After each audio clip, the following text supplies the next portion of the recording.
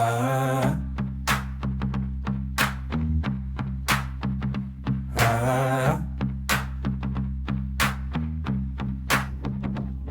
Vous écoutez le podcast Chronique du Média, un espace pour comprendre, analyser et décrypter les médias. Présenté par Christophe. Bonjour à toutes et à tous. Bienvenue dans Chronique sur le média. Aujourd'hui, on va parler d'un sujet qui nous concerne directement ici au Cameroun. Est-ce que les médias mainstream, les grands groupes internationaux influencent nos médias locaux? Ou est-ce que finalement nos médias locaux influencent aussi ces grands groupes et que quand on sait qu'une grande partie de la distribution audiovisuelle au Cameroun passe par un opérateur étranger dont je vais taire le nom ici, la question devient encore plus intéressante.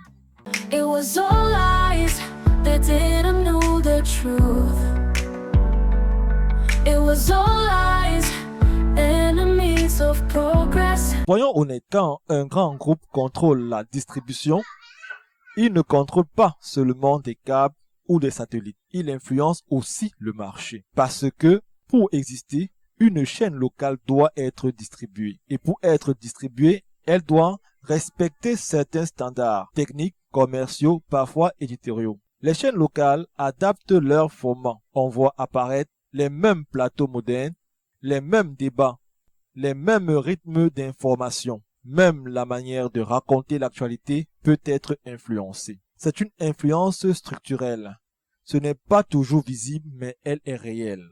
It was all lies, they didn't know the truth. It was all lies, enemies of progress. Maintenant, attention. On pourrait croire que les médias locaux subissent totalement, mais ce n'est pas si simple. Un opérateur étranger ne peut pas réussir au Cameroun s'il ne comprend pas le public camerounais.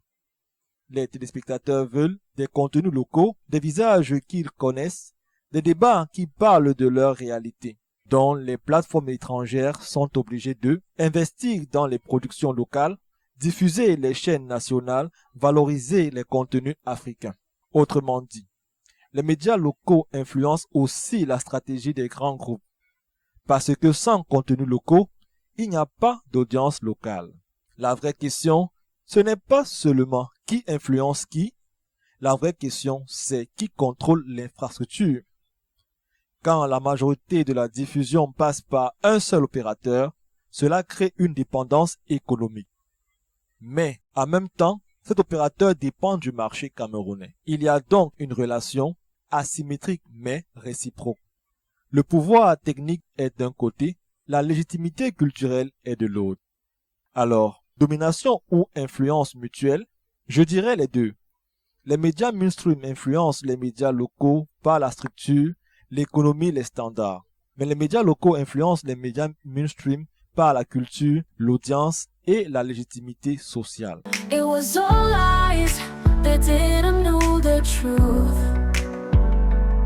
It was all lies, enemies of progress. Le défi pour le Cameroun aujourd'hui, ce n'est pas de fermer la porte, c'est de renforcer notre souveraineté audiovisuelle, produire davantage, réguler intelligemment, diversifier les canaux de diffusion. Parce qu'un pays qui ne maîtrise pas son espace audiovisuel ne maîtrise pas totalement son récit. À très prochainement. C'était Chronique du Média, un podcast de CN Magnet TV.